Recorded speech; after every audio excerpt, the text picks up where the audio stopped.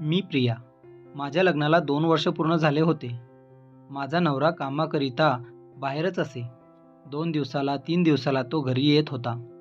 माझ्यासोबत माझा छोटा दीरसुद्धा राहत होता. तोही माझ्यापाशी एका कंपनीमध्ये जॉब करत होता. माझा दीर माझ्याशी एकदम हसी मजाक करून राहत होता.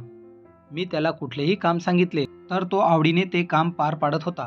तो घरात आला की घरातलं वातावरण एकदम बदलून जात होतं. माझा नवरा घरी नसल्यामुळे मी त्याला माझ्यासोबत कुठेही घेऊन जात होते. घरातलं मला काही सामान आणायचे असेल तर त्याच्यासोबतच मी जात होते. माझ्या घरात मी एक कामवालीसुद्धा लावलेली होती.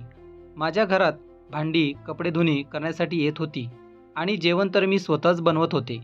ती बाई आमच्या सोसायटीमधल्या सगळ्यांच्या घरी भांडी आणि कपड्याचे काम करत होती. पण काही दिवसांनी ती आजारी पडली आणि ती कामाला आली नाही. मग घरातलं सगळं काम माझ्यावरच पडलं.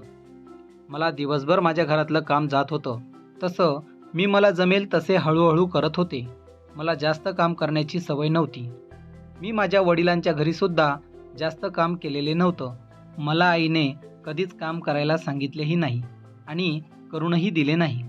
म्हणून आता मला हे सगळं काम करायला जड जात होतं. माझा दीर कामावरून घरी आला. मी घरातलं काम उरकत होते. कपडे सुकलेले काढून मी बेडवर ठेवले. मला त्या कपड्यांना इस्त्री करायची होती. बाकी संध्याकाळचा स्वयंपाक सर्व काम आवरलं होतं. तेवढे कपडे इस्त्री करून आम्ही जेवण करणार होतो. तेवढ्यात माझा दीर म्हणाला, "वहिनी, मला खूप भूक लागली. पहिले आपण जेवण करू आणि या कपड्यांना इस्त्री करायला मी पण तुम्हाला मदत करेल." मग मी पहिले जेवायला घेतले. जेवण करताना आमच्या दोघात गप्पा चालू होत्या. माझा दीर मला म्हणाला, "वहिनी, दादांचा फोन वगैरे आला होता का?" मी त्याला म्हणाले, "हो, आला होता. 2 दिवसात येणार आहे." पण हे ऐकून माझ्या दीराचा चेहरा एकदम उतरून गेला. मी त्याला म्हणाले, "काय झालं? तुम्ही असे गप्पा का झाला आहात?" "काही नाही, असंच." सहज म्हणून त्याने वेळ टाळून नेली. जेवण झाल्यावर मी सर्व काही आवरून घेतलं आणि तो मला म्हणाला, "वहिनी, चल आपण कपड्यांना इस्त्री करू." मी इस्त्री करायला लागले. तेवढ्यात तो म्हणाला, "वहिनी, तू नको करू. तू फक्त सांग मला, मी करतो." तेवढ्यात त्याने माझ्या हातातून इस्त्री घेतली आणि तो सगळ्या कपड्यांची इस्त्री करू लागला. त्या कपड्यात माझा ब्लाऊजसुद्धा होता, साडीसुद्धा होती. त्याने लगेच माझा ब्लाऊज इस्त्री करण्यासाठी घेतला आणि तो ब्लाऊजच्या टक्समध्ये हात घालून त्याची इस्त्री करत होता. मला हे खूपच खटकलं होतं. मी त्याला म्हणाले, "भाऊजी, ते राहू द्या. तुम्ही साडीची इस्त्री करा." तो म्हणाला, "का वहिनी, तुम्हाला या ब्लाऊजची इस्त्री नको आहे का करायला?" मी त्याला म्हणाले, "हो, राहू द्या, ब्लाऊजची गरज नाही सध्या." पण त्याने आग्रहाने त्या ब्लाऊजची इस्त्री केली. सगळ्या कपड्यांची इस्त्री करून झाल्यावर मी त्याला म्हणाले, "भाऊजी, आता मी खूप थकले आहे. तुम्ही तुमच्या रूममध्ये आराम करा. मीही माझ्या रूममध्ये आराम करते." असे म्हणून मी माझ्या रूममध्ये निघून गेले. तितक्यात अचानक मला माझ्या दिराचा ओरडण्याचा आवाज आला. मी पटकन त्याच्या रूममध्ये गेले. तो बेडवर पडलेला होता. त्याला खूप कुठल्या तरी गोष्टीचा त्रास होत होता. मी मधी गेले आणि त्याला विचारलं, "भाऊजी, काय झालं? तुम्ही एवढे जोरात का ओरडला आहात?"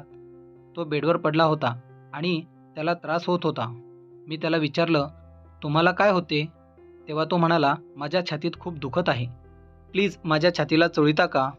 रात्र झालेली होती म्हणून मलाही भीती वाटत होती. मला वाटत होतं दुसरंच काय झालं तर, म्हणून मी पटकन बाम घेतला आणि त्याच्या छातीला चोळायला सुरुवात केली. मी जशी जशी त्याची छाती चोळेल तसं तसं त्याला बरं वाटत होतं. त्याला मी विचारलं, "आता बरं वाटते का?" तो म्हणाला, "होय, मला बरं वाटते. पण तू थोडा वेळ माझ्यापाशीच थांब ना, अजून दुखले तर." तो असा म्हणाला. मग मी त्याच्याच रूममध्ये थोड्या वेळ खुर्चीवर बसले. पण मला त्याच्या रूममध्ये बसून बसून केव्हाशी झोप लागली हेच कळले नाही. पण जेव्हा मला जाग आली तेव्हा मी माझ्या दिरापाशी त्याच्या बेडवर झोपलेले होते. माझ्या अंगावरची साडी पूर्ण सुटलेली होती. अंग खूप जडजड झालेलं होतं. मी पटकन उठले आणि वेडीवाकडी तशी साडी अंगाला गुंडाळली. साईडला बघितलं तर माझा दीर त्या रूममध्ये नव्हता. पण मला प्रश्न पडला होता, मी तर खुर्चीवर बसलेली होते आणि माझी साडीही पूर्ण निघालेली होती. माझं शरीरसुद्धा जड पडले होते. माझ्यासोबत काही झाले तर नाही ना? आणि या रूममध्ये माझा दीर होता. मी बेडवर झोपलेले होते. तोही माझ्यापाशी झोपलेला होता का? आणि मी खुर्चीवर बसले होते पण आता मी बेडवर आहे. असे अनेक प्रश्न माझ्या मनात आले. आता मी माझ्या दिराला विचारणार होते. त्याला मी शोधत शोधत किचनमध्ये गेले. तो किचनमध्ये कॉफी बनवत होता. मी गेले आणि पटकन त्याला विचारलं, "भाऊजी, मी तर खुर्चीमध्ये बसलेले होते. मी बेडवर कशी काय आले? आणि माझी साडीही पूर्ण सुटलेली होती." माझं अंगही फार जड झालेलं आहे. भाऊजी खरं सांगा, काही माझ्यासोबत तुम्ही वाईट तर केले नाही ना? माझा धीर म्हणाला, हो वहिनी, वाईट झाले आहे माझ्या हातातून. जेव्हा तू खुर्चीवर बसली होती तेव्हा तुला झोप लागली. मला वाटलं तू खुर्चीवर रात्रभर झोपून तसं अंग दुखेल, म्हणून तुला मी बेडवर टाकलं आणि मीही तुझ्या शेजारी झोपलो. पण मला असं कधीच वाटलं नव्हतं आपल्या दोघात काही संबंध होतील. पण तू जेव्हा माझ्यापाशी झोपली तेव्हा तू बार माझ्या अंगाला स्पर्श करत होती आणि मला कंट्रोल झालं नाही. आणि मी तुला असं म्हणताच मी त्याला म्हणाले, थांबा भाऊजी, असं तुम्ही माझ्यासोबत कधीच करू शकत नाही. माझा विश्वास बसू शकत नाही. खरं सांगा, तुम्ही खोटं बोलताय ना माझ्याशी? तुम्ही मस्करी करताय ना? सांगा ना प्लीज, आता माझा जीव जाईल. तुम्ही खरं सांगितलं नाही तर ही गलती तुमच्या हातून आणि माझ्या हातून कधीच होणार नाही. पण तुमच्या तोंडाने मला खरं सांगा. माझा धीर माझी अवस्था पाहून माझ्यावर हसू लागला. वेडी वहिनी तू, असं काहीही झालेलं नाही. मी तुझी मस्करी करत होतो. मला बघायचं होतं तुझा माझ्यावर विश्वास आहे की नाही. असं आपल्या दोघांमध्ये काहीही घडलेलं नाही. जेव्हा तू खुर्चीवर झोपली होती तेव्हा मी तुला बेडवर टाकलं, पण मी त्या रूममध्ये झोपलो नाही. मी तुझ्या रूममध्ये जाऊन झोपलो. आणि तुम्ही म्हणताय तुमची साडी तर तुम्हाला उचलताना ती साडी माझ्या पायाखाली आली आणि सटकली, त्याच्यामुळे ती साडी सुटली असेल. आणि तुम्ही म्हणताय माझं अंग जड झालं आहे, तर तुम्ही खूप वेळ खुर्चीवर झोपला होतात म्हणून तुमचं अंग ताटलं असेल. बाकी काही नाही. विश्वास ठेवा माझ्यावर. आता कुठेतरी मला त्याच्यावर विश्वास बसला होता. मी त्याच्या पाठीत पटकन धपका मारून म्हणाले, मूर्ख आहात का तुम्ही? अशी मस्करी माझ्यासोबत परत कधी करायची नाही. माझा जीव जाईल.